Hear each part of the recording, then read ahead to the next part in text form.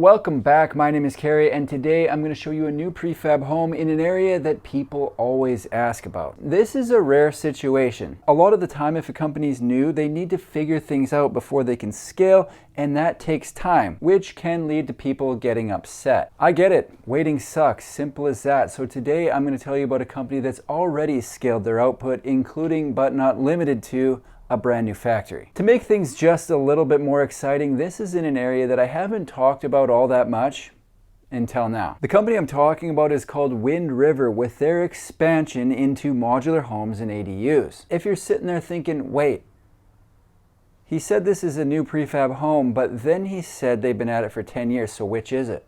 Well, it's both. Wind River has been in the tiny home business for 10 years and have recently decided to expand into modular homes. Check this out. Right on the top of their website it says modular and ADU models coming soon, and 9 days ago on Facebook they posted a photo of what appears to be modular homes on their production line. So yeah, if you wanted to, you could probably say that this is hot off the press. But wait, there's more. They recently posted a reel on Instagram showing where they were building compared to the new 92,000 square foot facility they've moved into. Tell you what, from a distance, it appears they've got some stuff going on. Let's keep digging. I think it only makes sense to back up a little bit to really get a sense of who they are and what they're up to.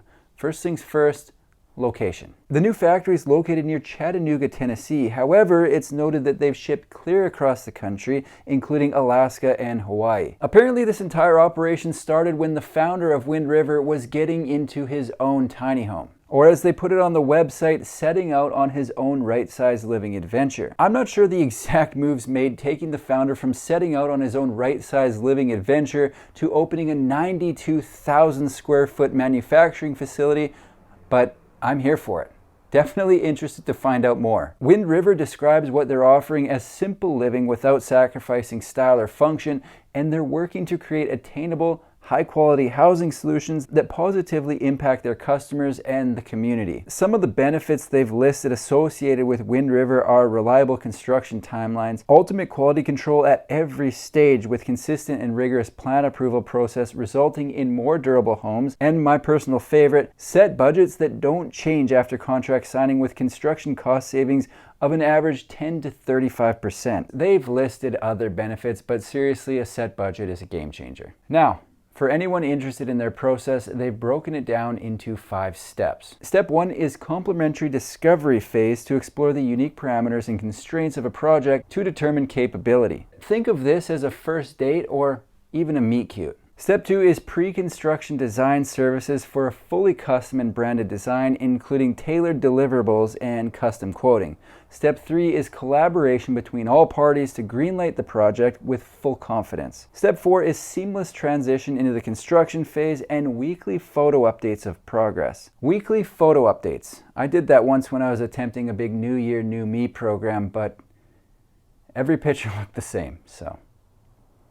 Finally, step 5 is coordination with the nation's top modular logistics partners to ship the home safely to the site. As I mentioned, they've been building for 10 years now, and even though the modulars and ADUs are coming soon, we need a bit of eye candy to get a sense of their style. And to do that, I'm going to look at a few of their tiny home designs. What's interesting about these models is even though you'll be seeing pictures of tiny homes on wheels, it's noted on the website that some styles may be available as a modular build if a foundation is required. So we'll be looking at tiny homes on wheels knowing that the option to build modular is there.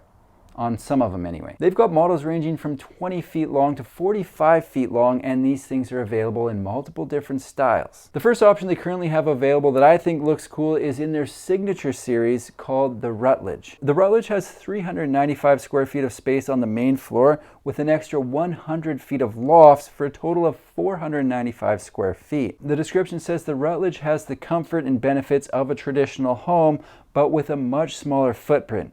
It was designed for families, entertainers, or anyone who wants downsized luxury. Their builds are available with both peaked and monoslope roof, and given the choice, I'm going with the more modern monoslope. The front of the home is decked out with 7 windows, not including the window in the door, so even without seeing the home in person, my guess would be that natural light isn't going to be an issue. Inside the home, the way they have it laid out is with the entrance on the side, as we saw, directly into the living room. Upon entering into the home, you land right beside the peninsula in the kitchen, and I would probably put a basket or something that I can put my keys in right there, because if not, there is a 100% chance that I lose them. To the left of the living room at the end of the home, they've got the main bedroom, which has an ensuite and built-in storage on either side of the bed. Heading the other direction, you go past the peninsula, which has space for 2 bar stools, and then land in the kitchen. The kitchen cabinets are on both sides of the home with access to the half bath in the middle. Located at the end of the home is the half bath, which is also where they put a spot for a combo washer dryer. I like how they use the space in this one. It's not very often you see 2 bathrooms in a 38-foot long home, but here we are. The second sleeping space is a loft located above the kitchen and bathroom that is accessed by a set of stairs out of the living room. All in all, I like how they set this one up. Worth noting that this model is also available in a mudroom configuration that takes out the half bath and adds a second entrance out of the mudroom on the end of the home. The next home in their line that caught my attention is called the Cumberland. This is described as a classic single level design offering the same comforts and ease of home. It's available in both a single level or loft model depending on how many people are going to be living or staying in the home. One of the things that I really like about the Cumberland is the built-in covered porch on the end of the home that comes from the factory. Anytime you can get something finished at the factory and not have to do it at site, I'm all for it. The entrance into the Cumberland is on the end of the home, landing in the living room. The living room is open to the kitchen, which is tucked on one side of the home. Across from the kitchen is a laundry area where they've got space for a combo washer dryer. Moving back in the home, they've got a set of bunks across from the bathroom, and finally the main bedroom is at the back, complete with a built-in desk and storage. The Cumberland is also available with a loft, which takes the sleeping surfaces from 3 to 4 and would be located above the kitchen and bathroom. The final model that I want to show from Wind River is called the Pisa, or possibly Pisa. No, I think it's Pisa. And this one is simply too unique to leave out. This model has a total length of 45 feet and is described as a split design offering an uncommon getaway experience. It has an open kitchen and living room on one side, then a deck space, and then the bedroom, bathroom, and loft on the other side. First things first, this layout is definitely going to be climate dependent. You wouldn't want to be heading out into freezing temperatures to go from the kitchen to the bathroom or from the bedroom to the living room.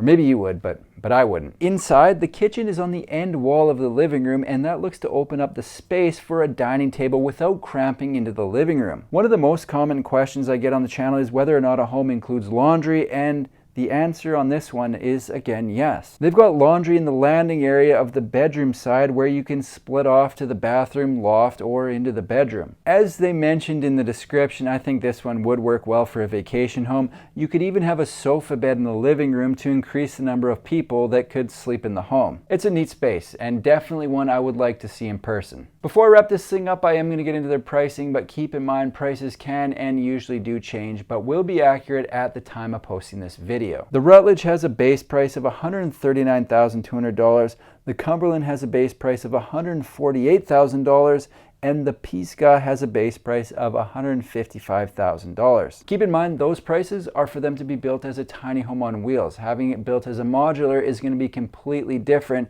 but you know what? It gives us a place to start. Wind River has decided to expand into modular homes and has a new 92,000 square foot facility to build them. They're going to be shipping across the country, and I'm very excited to see one of these things in person, so I'll be following along with what they're up to and posting updates right here on my YouTube channel. That's all I've got for today. If you like prefab home videos, make sure to subscribe to my channel because I've got new ones coming out every single week. Thanks for watching. See you in the next one.